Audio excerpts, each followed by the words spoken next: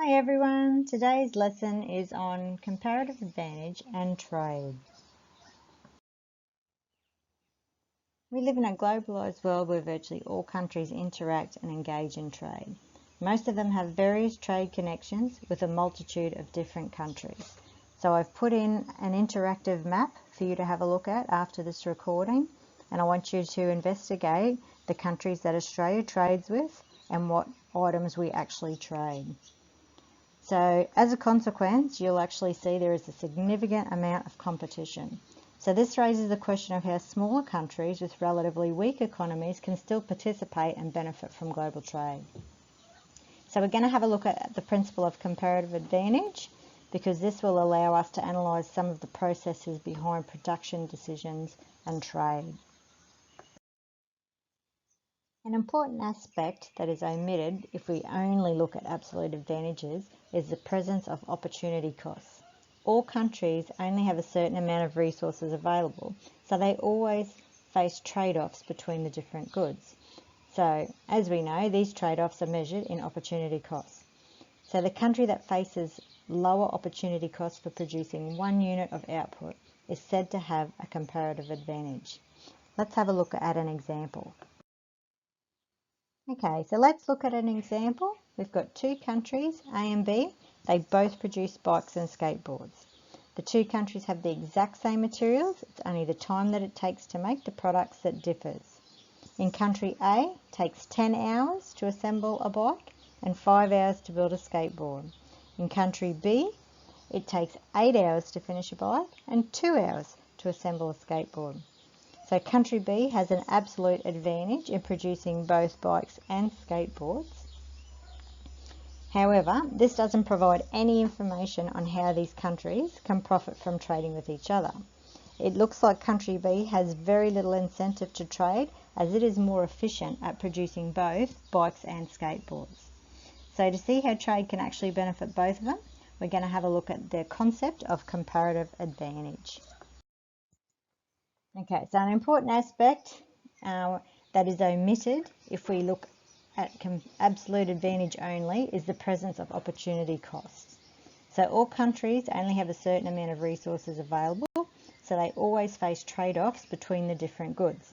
So as we know, these trade-offs are measured in opportunity costs.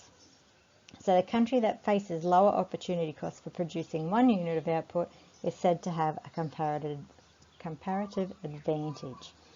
So let's look at another example. Okay, so if country A produces a bike, it has to spend 10 hours that could have been used to work on the skateboards.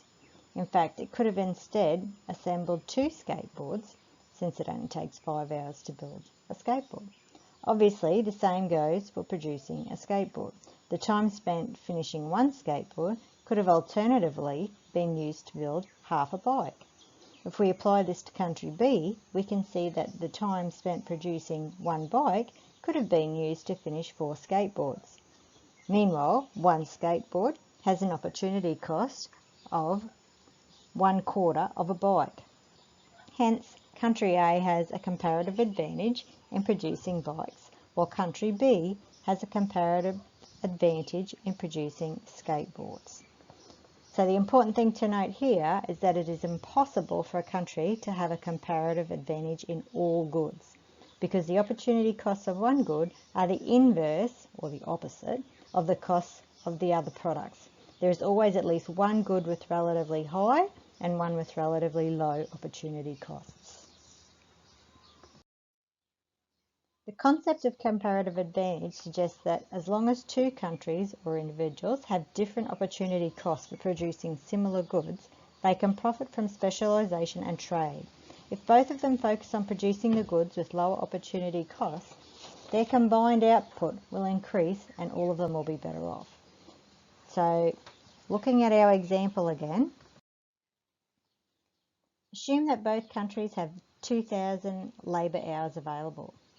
If they both decided to allocate half of those resources to each product, country A could produce 100 bikes and 200 skateboards, or country B could produce 125 bikes and 500 skateboards. So this would result in a total output of 925 units. Now, if country A specialises in the production of bikes and country B specialises in the production of skateboards, which is their lower opportunity cost for both goods, their outputs will look considerably different. So country A would then produce 200 bikes, no skateboards, and country B would manufacture 25 bikes and use the rest of its time to produce 900 skateboards. So then this results in an overall output of 1,125 units, which is an increase of 200 units due to the specialisation. So note that country B doesn't fully specialise in order to be able to maintain its current supply of bikes, because country A cannot produce enough for both of them, even by specialising. However, in most cases, it is most efficient for both countries to fully specialise in only one good. So as we've seen in most situations, the overall level of output can be increased if countries use specialised production. The additional output can then be traded in a way that benefits all parties involved. However, there is no optimal solution for such trade negotiations, so the outcome mostly depends on the power structures between the two countries. It should also be noted that even though both societies as a whole will be better off due to trade, this isn't necessarily true for individuals within the country. Because if a country A decided to put all its efforts into producing bikes, companies and individuals who produce skateboards would be left out, and they'd be worse off than before. And we must also be aware that countries produce a wide variety of different goods in reality, and so there are far more people involved. As a result, the decision-making and coordination processes become much more complex. So in that sense, the principle of comparative advantage is merely intended to provide a basic understanding of the underlying processes of trade. So trade is a global phenomenon that virtually all countries participate in. Even countries that have absolute advantages in all relevant goods can still profit from trade as long as they have different opportunity costs. In those cases, there is always at least one good in which another country has a comparative advantage. So this is due to the fact that the opportunity costs of one good are the inverse of those of the alternative goods. So it is impossible to have the lowest opportunity cost for all relevant goods.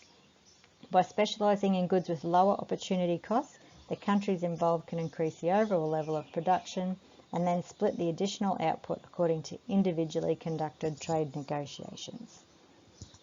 Okay, that's it for today's lesson. Thanks everybody.